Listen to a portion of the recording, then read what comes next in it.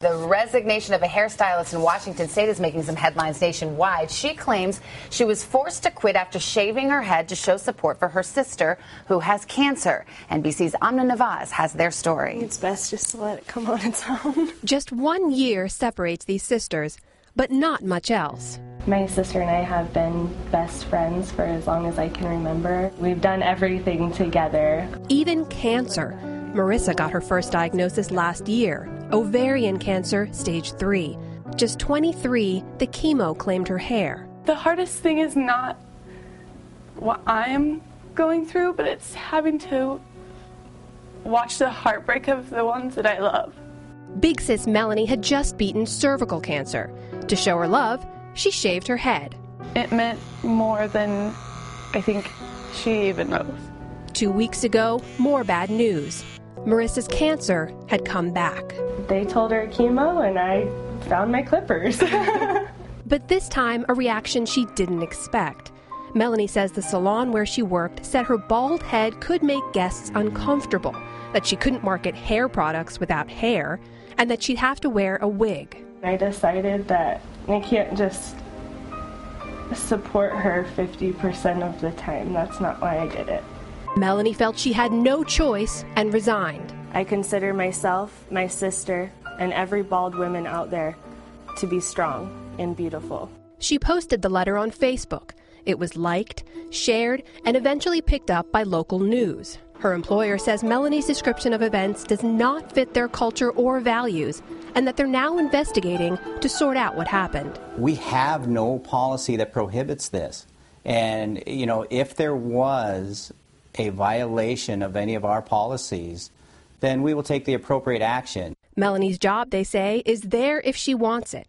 The sisters say they're focusing on the future. When it comes down to it, you have your family and you have your faith.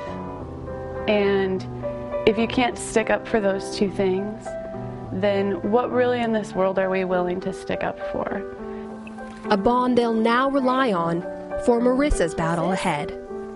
For today, Amna Nawaz, NBC News, Los Angeles.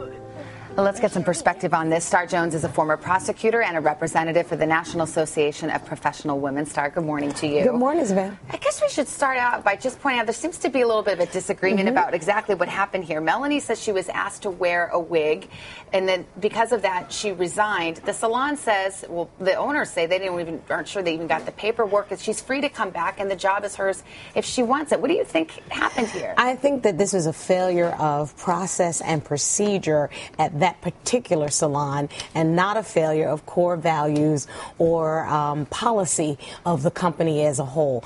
The owner of the company has specifically said, listen, we've actually supported our team members, and I like the fact that they call them team members, in all aspects of their community service or their personal lives or their families' lives. They've actually supported this kind of incident in the past in one of the other salons. So I think what happened was the salon manager and then the human resources and or director, they just didn't follow what the normal policy would have been. I mean, could an employer legally say to an employee, you are not permitted to be bald? In the hair salon setting, assuming that person isn't sick, but that the baldness is voluntary. Well, if it were sick, you and I would both know we'd have a problem with the Americans with Disabilities Act. If not, if there's a dress code, if you will, or a uniform that you need to wear, and you know that going into your employment, that's one thing.